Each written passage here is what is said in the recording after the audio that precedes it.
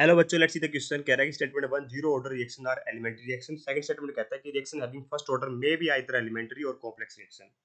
तो देखिए बेटा, जब कोई भी एलिमेंट्री रिएक्शन होती है उसका मतलब होता है वो एक स्टेप पे टेक प्लेस करेगी, और जो ऑर्डर होगा वो जो ऑर्डर ऑफ द रिएक्शन होता है बेटा वो स्टोइचोमेट्रिक कोएफिशिएंट के बराबर होता है। अब हमें पता है कि जीरो ऑर्डर रिएक्शन के लिए हम रेट लो कर सकते हैं, rate is equal to rate constant into में कंसंट्रेशन ऑफ ए से की पावर जीरो आएगा। मतलब ये इंडिपेंडेंट होता है बेटा कंसंट्रेशन ऑफ रिएक्टेंट की। मान लीजिए मेरा एक रिएक्टेंट था, ठीक है, ए से पी बना है, तो रेट क्या आ जाएगा बेटा, रेट रेट कांस्टेंट के बराबर ही आता हुआ दिखाई देगा।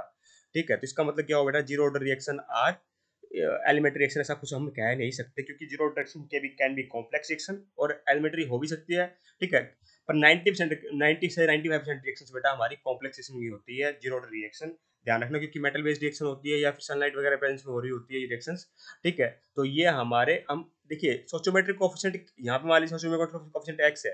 ठीक है, तो कुछ भी हो बेटा ये तो जीरो रहना है, इसका मतलब ये जरूरी नहीं इसके बराबर हो। इसका मतलब मैं क्या कहूंगा बेटा कि जीरो ऑर्डर रिएक्शन कभी भी एलिमेंट्री रिएक्शन नहीं होती, या फिर ऐसे बोल सकते हैं जनरली हमारी जीरो ऑर्डर रिएक्शन एलिमेंट्री नहीं होती। तो इसका मतलब स्टेटमेंट हमारी इनकरेक्ट है। बात करें सेकंड स्टेटमेंट की कि रिएक्शन हैविंग फर्स्ट ऑर्डर में भी आइदर, बिल्कुल सही बात है बेटा। हाँ, फर्स्ट ऑर्डर रिएक्शन क्या होगा, मान लीजिए स्टोइचोमेट्रिक कोएफिशिएंट 1 है इसका, तो क्या होगा बेटा, अगर फर्स्ट ऑर्डर रिएक्शन है, अगर एलिमेंट्री है, तो रेट कांस्टेंट क्या आ जाएगा बेटा, मेरा ए की पावर 1 ही आ जाएगा। तो ये दोनों बराबर हो गया। अगर दोनों में बेटा स्टोइचोमेट्रिक कोएफिशिएंट और ये ऑर्डर बेटा इक्वल हो जाता है, तो ये कब पॉसिबल होता है, हमारा एलिमेंट्री रिएक्शन के अंदर पॉसिबल होता है।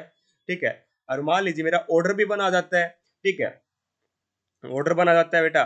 ठीक है, तो बेटा वो कॉम्प्लेक्स रिएक्शन भी हो सकती है। मान लीजिए मेरा 2 ए से लेके पी बना है, पर रेट रेट तो बेटा ऑर्डर तो मेरा एक्सपेरिमेंटल डिटरमाइंड क्वांटिटी है, तो क्या है रेट, मान लीजिए रेट निकाला गया एक्सपेरिमेंट से, तो वो क्या है कि ए इज इक्वल टू ए की पावर 1 आ गया। ये तो इसके मैच नहीं कर रहा। ठीक है, पर मैच नहीं कर रहा, पर रिएक्शन तो अभी भी फर्स्ट ऑर्डर है, क्योंकि ये डिसाइड करता है ऑर्डर कौन सा है।